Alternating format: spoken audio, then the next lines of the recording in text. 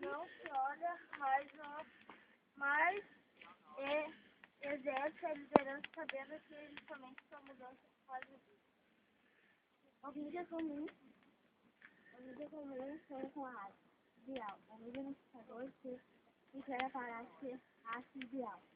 O líder comum cuida de seus liderados como se fossem seus irmãos. O líder multiplicador cuida como se fossem seus filhos. O líder comum segue tentando mudar para ser digno da liderança. O líder multiplicador não se olha, mas exerce a liderança sabendo que justamente sua mudança se faz. Os líderes comuns acreditam que serão vitoriosos da humanidade.